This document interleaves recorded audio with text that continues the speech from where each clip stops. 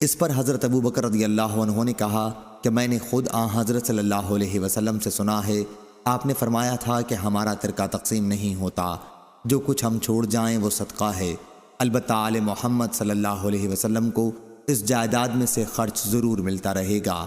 اور خدا کی قسم، رسول کریم صلی اللہ علیہ وسلم کے قرابت داروں کے ساتھ عمدہ معاملہ کرنا مجھے خود اپنے قرابت داروں کے ساتھ حسن معاملت سے زیادہ عزیز ہے۔ صحیح بخاری حدیث نمبر 4036۔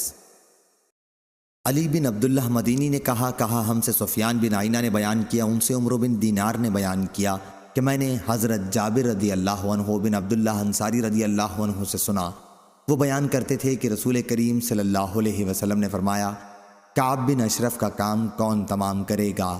وہ اللہ اور اس کے رسول کو بہت ستا رہا ہے۔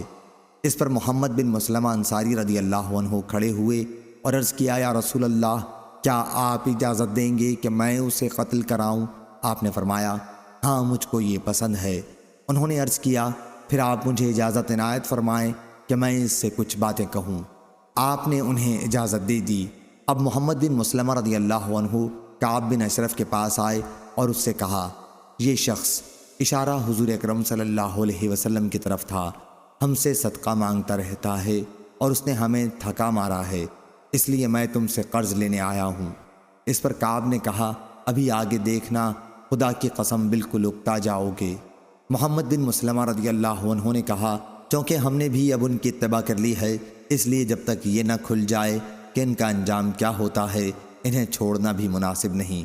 میں تم سے ایک وثق، یا راوی نے بیان کیا کہ 2 وثق غلہ قرض لینے آیا ہوں، اور ہم سے عمرو بن دینار نے یہ حدیث کئی دفعہ بیان کی، لیکن 1 وثق یا 2 وثق غلے کا کوئی ذکر نہیں کیا۔ میں نے ان سے کہا کہ حدیث میں 1 وثق یا 2 وثق کا بھی ذکر ہے۔ انہوں نے کہا کہ میرا بھی خیال ہے کہ اس حدیث میں 1 یا 2 وثق کا۔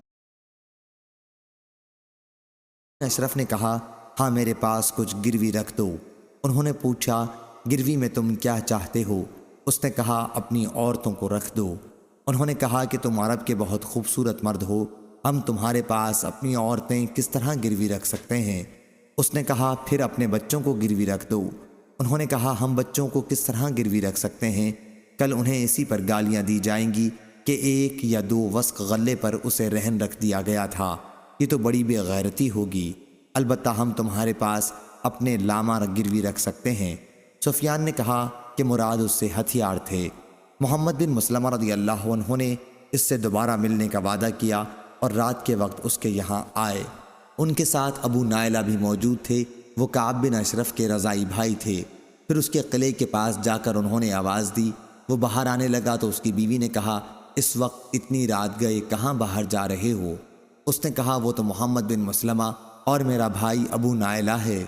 عمرو کے سوا دوسرے راوی نے بیان کیا کہ اس کی بیوی نے اس سے کہا تھا کہ مجھے تو یہ آواز ایسی لگتی ہے جیسے اس سے خون ٹپک رہا ہو۔ کعب نے جواب دیا کہ میرے بھائی محمد بن مسلمہ اور میرے رضائی بھائی ابو نائلہ ہیں، شریف کو اگر رات میں بھی نیزہ بازی کے لیے بلایا جائے تو وہ نکل پڑتا ہے۔ راوی نے بیان کیا کہ جب محمد بن مسلمہ اندر گئے تو ان کے ساتھ 2 آدمی اور تھے۔ سفیان سے پوچھا گیا کہ کیا عمرو بن دینار نے ان کے نام بھی لیے تھے؟ انہوں نے بتایا کہ بعض کا نام دیا تھا۔ عمرو نے بیان کیا کہ وہ آئے تو ان کے ساتھ 2 آدمی اور تھے، اور عمرو بن دینار کے سوا راوی نے ابو حبس بن جبر، حارث بن عوس اور عباد بن بشر نام بتائے تھے۔ عمرو نے بیان کیا کہ وہ اپنے ساتھ 2 آدمیوں کو لائے تھے اور انہیں یہ ہدایت کی تھی کہ جب کعب آئے تو میں اس کے سر کے بال ہاتھ میں لے لوں گا اور اسے سونگھنے لگوں گا۔ جب تمہیں اندازہ ہو جائے کہ میں نے اس کا سر پوری طرح اپنے قبضے میں لے لیا ہے تو پھر تم تیار ہو جانا اور اسے قتل کر ڈالنا۔ عمرو نے ایک مرتبہ بیان کیا کہ پھر میں اس کا سر سونگھوں گا۔ آخر کعب چادر لپیٹے ہوئے باہر آیا، اس کے جسم سے خوشبو پھوٹی پڑتی تھی۔ محمد بن مسلمہ رضی اللہ عنہ نے کہا، آج سے زیادہ عمدہ خوشبو میں نے کبھی نہیں سونگھی تھی۔ عمرو کے سوا دوسرے راوی نے بیان کیا کہ کعب اس پر بولا، میرے پاس عرب کی وہ عورت ہے جو ہر وقت عطر میں بسی رہتی ہے اور حسن و جمال میں بھی اس کی کوئی نظیر نہیں۔ عمرو نے بیان کیا کہ محمد بن مسلمہ رضی اللہ عنہ نے اس سے کہا، کیا تمہارے سر کو سونگھنے کی مجھے اجازت ہے؟ اس نے کہا، سونگھ سکتے ہو۔ راوی نے بیان کیا کہ محمد بن مسلمہ رضی اللہ عنہ نے اس کا سر سونگھا اور ان کے بعد ان کے ساتھیوں نے بھی سونگھا۔ پھر انہوں نے کہا، کیا دوبارہ سونگھنے کی اجازت ہے؟ اس نے اس مرتبہ بھی اجازت دے دی۔ پھر جب محمد بن مسلمہ رضی اللہ عنہ نے اسے پوری طرح اپنے قابو میں کر لیا تو اپنے ساتھیوں کو اشارہ کیا کہ تیار ہو جاؤ، چنانچہ انہوں نے اسے قتل کر دیا اور حضور صلی اللہ علیہ وسلم کی خدمت میں حاضر ہو کر اس کی اطلاع دی۔ صحیح بخاری حدیث نمبر 4037۔ یحییٰ بن آدم نے بیان کیا، ان سے یحییٰ بن ابی زائرہ نے، انہوں نے اپنے والد زکریا بن ابی زائدہ سے، ان سے ابو اسحاق سبیعی نے بیان کیا، ان سے براء بن عازب رضی اللہ عنہ نے بیان کیا، انہوں نے کہا کہ آن حضرت صلی اللہ علیہ وسلم نے داہنا آدمیوں کو ابو رافع کے پاس بھیجا، من جملہ ان کے عبداللہ بن عتیق رات کو اس کے گھر میں گھسے، وہ سو رہا تھا، اسے قتل کیا۔ صحیح بخاری حدیث نمبر 4038۔ عبید اللہ بن موسیٰ نے بیان کیا، ان سے اسرائیل نے، ان سے ابو اسحاق نے اور ان سے براء بن عازب رضی اللہ عنہ نے بیان کیا کہ رسول اللہ صلی اللہ علیہ وسلم نے ابو رافع یہودی کے قتل کے لیے چند انصاری صحابہ کو بھیجا اور عبداللہ بن عتیق رضی اللہ عنہ کو ان کا امیر بنایا۔ یہ ابو رافع حضور اکرم صلی اللہ علیہ وسلم کو ایذا دیا کرتا تھا اور آپ کے دشمنوں کی مدد کیا کرتا تھا۔ حجاز میں اس کا ایک قلعہ تھا اور وہیں وہ رہا کرتا تھا۔ جب اس کے قلعے کے قریب یہ پہنچے تو سورج غروب ہو چکا تھا اور لوگ اپنے مویشی لے کر اپنے گھروں کو واپس ہو چکے تھے۔ عبداللہ بن عتیق رضی اللہ عنہ نے اپنے ساتھیوں سے کہا، تم لوگ یہیں ٹھہرے رہو، میں اس قلعے پر جا رہا ہوں اور دربان پر کوئی تدبیر کروں گا تاکہ میں اندر جانے میں کامیاب ہو جاؤں۔ چنانچہ وہ قلعے کے پاس آئے اور دروازے کے قریب پہنچ کر انہوں نے خود کو اپنے کپڑوں میں اس طرح چھپا لیا جیسے کوئی قضائے حاجت کر رہا ہو۔ قلعے کے تمام آدمی اندر داخل ہو چکے تھے۔ دربان نے آواز دی، اے اللہ کے بندے، اگر اندر آنا ہے تو جلد آ جا، میں اب دروازہ بند کر دوں گا۔ عبداللہ بن عتیق رضی اللہ عنہ نے کہا، چنانچہ میں بھی اندر چلا گیا اور چھپ کر اس کی کارروائی دیکھنے لگا۔ جب سب لوگ اندر آ گئے تو اس نے دروازہ بند کیا اور کنجیوں کا گچھا ایک پھونٹی پر لٹکا دیا۔ انہوں نے بیان کیا کہ اب میں ان کنجیوں کی طرف بڑھا اور انہیں لے لیا۔ پھر میں نے قلعے کا دروازہ کھول لیا۔ ابو رافع کے پاس رات کے وقت داستانیں بیان کی جا رہی تھیں اور وہ اپنے خاص بالا خانے میں تھا۔ جب داستان کو اس کے یہاں سے اٹھ کر چلے گئے تو میں اس کے کمرے کی طرف چڑھنے لگا۔ اس عرصے میں جتنے دروازے اس تک پہنچنے کے لیے کھولتا تھا انہیں اندر سے بند کرتا جاتا تھا۔ میرا مطلب یہ تھا کہ اگر قلعے والوں کو میرے متعلق علم بھی ہو جائے تو اس وقت تک یہ لوگ میرے پاس نہ پہنچ سکیں جب تک میں اسے قتل نہ کر لوں۔ آخر میں اس کے قریب پہنچ گیا۔ اس وقت وہ ایک تاریک کمرے میں اپنے بال بچوں کے ساتھ سو رہا تھا۔ مجھے کچھ اندازہ نہیں ہو سکا کہ وہ کہاں ہے، اس لیے میں نے آواز دی، یا ابا رافع۔ وہ بولا، کون ہے؟ میں نے آواز کی طرف بڑھ کر تلوار کی ایک ضرب لگائی۔ اس وقت میرا دل دھک دھک کر رہا تھا۔ یہی وجہ ہوئی کہ میں اس کا کام تمام نہیں کر سکا۔ وہ چیخا تو میں کمرے سے باہر نکل آیا اور تھوڑی دیر تک باہر ہی ٹھہرا رہا۔ پھر دوبارہ اندر گیا اور میں نے آواز بدل کر پوچھا، ابو رافع یہ آواز کیسی تھی؟ وہ بولا، تیری ماں غارت ہو، ابھی ابھی مجھ پر کسی نے تلوار سے حملہ کیا ہے۔ انہوں نے بیان کیا کہ پھر آواز کی طرف بڑھ کر میں نے تلوار کی ایک ضرب اور لگائی۔ انہوں نے بیان کیا کہ اگرچہ میں اسے زخمی تو بہت کر چکا تھا لیکن وہ ابھی مرا نہیں تھا، اس لیے میں نے تلوار اس کے پیٹ پر رکھ کر دبائی جو اس کی پیٹھ تک پہنچ گئی۔ اب مجھے یقین ہو گیا کہ میں اسے قتل کر چکا ہوں۔ چنانچہ میں نے دروازہ ایک ایک کر کے کھولنے شروع کیے۔ آخر میں ایک زینے پر پہنچا۔ میں یہ سمجھا کہ زمین تک پہنچ چکا ہوں لیکن ابھی میں نہ پہنچا تھا، اس لیے میں نے اس پر پاؤں رکھ دیا اور نیچے گر پڑا۔ چاندنی رات تھی، اس طرح گر پڑنے سے میری پنڈلی ٹوٹ گئی۔ میں نے اسے عمامے سے باندھ لیا اور آ کر دروازے پر بیٹھ گیا۔ میں نے یہ ارادہ کر لیا تھا کہ یہاں سے اس وقت تک نہیں جاؤں گا جب تک یہ نہ معلوم کر لوں کہ آیا میں اسے قتل کر چکا ہوں یا نہیں۔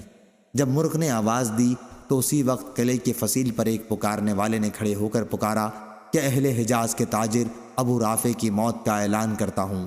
میں اپنے ساتھیوں کے پاس آیا اور ان سے کہا کہ چلنے کی جلدی کرو، اللہ تعالیٰ نے ابو رافع کو قتل کرا دیا۔ چنانچہ میں نبی کریم صلی اللہ علیہ وسلم کی خدمت میں حاضر ہوا اور آپ کو اس کی اطلاع دی۔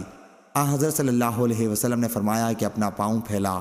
میں نے پاؤں پھیلایا تو آپ نے اس پر اپنا دست مبارک پھیرا اور پاؤں اتنا اچھا ہو گیا جیسے کبھی اس میں مجھ کو کوئی تکلیف ہوئی ہی نہ تھی۔ صحیح بخاری حدیث نمبر 4039۔ شریح ابن مسلمہ نے بیان کیا، ان سے ابراہیم بن یوسف نے بیان کیا، ان سے ان کے والد یوسف بن اسحاق نے، ان سے ابو اسحاق نے کہ میں نے برا بن عازب رضی اللہ عنہ سے سنا، انہوں نے بیان کیا کہ نبی کریم صلی اللہ علیہ وسلم نے عبداللہ بن عتیق اور عبداللہ بن عتبہ رضی اللہ عنہ کو چند صحابہ کے ساتھ ابو رافع کے قتل کے لیے بھیجا۔ یہ لوگ روانہ ہوئے، جب اس کے قلعے کے نزدیک پہنچے تو عبداللہ بن عتیق رضی اللہ عنہ نے اپنے ساتھیوں سے کہا کہ تم لوگ یہیں ٹھہر جاؤ، پہلے میں جاتا ہوں، دیکھوں صورتحال کیا ہے۔ عبداللہ بن عتیق رضی اللہ عنہ نے بیان کیا کہ قلعے کے قریب پہنچ کر میں اندر جانے کے لیے تدابیر کرنے لگا۔ اتفاق سے قلعے کا ایک گدھا گم تھا۔ انہوں نے بیان کیا کہ اسی گدھے کو تلاش کرنے کے لیے قلعے والے روشنی لے کر باہر نکلے۔ بیان کیا کہ میں ڈرا کہ کہیں مجھے کوئی پہچان نہ لے، اس لیے میں نے اپنا سر ڈھک لیا جیسے کوئی قضائے حاجت کر رہا ہے۔ اس کے بعد دربان نے آواز دی کہ اس سے پہلے کہ میں دروازہ بند کر لوں، جسے قلعے کے اندر داخل ہونا ہے وہ جلدی آ جائے۔ میں نے موقع غنیمت سمجھا اور اندر داخل ہو گیا، اور قلعے کے دروازے کے پاس ہی جہاں گدھے باندھے جاتے تھے وہیں چھپ گیا۔ قلعے والوں نے ابو رافع کے ساتھ کھانا کھایا اور پھر اسے قصے سناتے رہے۔ آخر کچھ رات گئے وہ سب قلعے کے اندر ہی اپنے اپنے گھروں میں واپس آ گئے۔ اب سناٹا چھا چکا تھا اور کہیں کوئی حرکت نہیں ہوتی تھی، اس لیے میں اس طویلے سے باہر نکلا۔ انہوں نے بیان کیا کہ میں نے پہلے ہی دیکھ لیا تھا کہ دربان نے کنجی ایک طاق میں رکھی ہے۔ میں نے پہلے کنجی اپنے قبضے میں لے لی اور پھر سب سے پہلے قلعے کا دروازہ کھولا۔ بیان کیا کہ میں نے یہ سوچا تھا کہ اگر قلعے والوں کو میرا علم ہو گیا تو میں بڑی آسانی کے ساتھ بھاگ سکوں گا۔ اس کے بعد میں نے ان کے کمروں کے دروازے کھولنے شروع کیے اور انہیں اندر سے بند کرتا جاتا تھا۔ اب میں زینوں سے ابو رافع کے بالا خانے تک پہنچ چکا تھا۔ اس کے کمرے میں اندھیرا تھا، اس کا چراغ گل کر دیا گیا تھا۔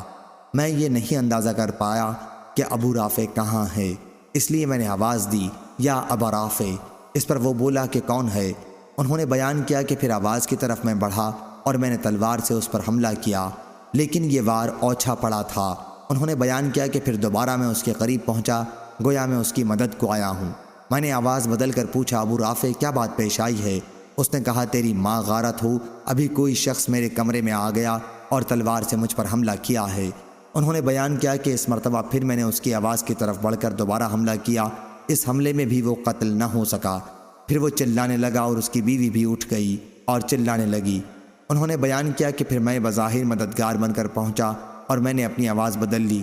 اس وقت وہ چت لیٹا ہوا تھا۔ میں نے اپنی تلوار اس کے پیٹ پر رکھ کر زور سے اسے دبایا۔ آخر جب میں نے ہڈی ٹوٹنے کی آواز سن لی تو میں وہاں سے نکلا، بہت گھبرایا ہوا، اب زینے پر آ چکا تھا۔ میں اترنا چاہتا تھا کہ نیچے گر پڑا، جس سے میرا پاؤں ٹوٹ گیا۔ میں نے اس پر پٹی باندھی اور لنگڑاتے ہوئے اپنے ساتھیوں کے پاس پہنچا۔ میں نے ان سے کہا کہ تم لوگ جاؤ اور رسول اللہ صلی اللہ علیہ وسلم کو خوشخبری سناؤ۔ میں تو یہاں سے اس وقت تک نہیں ہٹوں گا جب تک اس کی موت کا اعلان نہ سن لوں۔ چنانچہ صبح کے وقت موت کا اعلان کرنے والا قلعے کی فصیل پر چڑھا اور اعلان کیا کہ ابو رافع کی موت واقع ہو گئی ہے۔ انہوں نے بیان کیا کہ پھر میں چلنے کے لیے اٹھا۔ مجھے کامیابی کی خوشی میں کوئی تکلیف معلوم نہیں ہوتی تھی۔ اس سے پہلے کہ میرے ساتھی حضور اکرم صلی اللہ علیہ وسلم کی خدمت میں پہنچیں، میں نے اپنے ساتھیوں کو پا لیا۔ حضرت صلی اللہ علیہ وسلم کو خوشخبری سنائی۔ صحیح بخاری حدیث نمبر 4040۔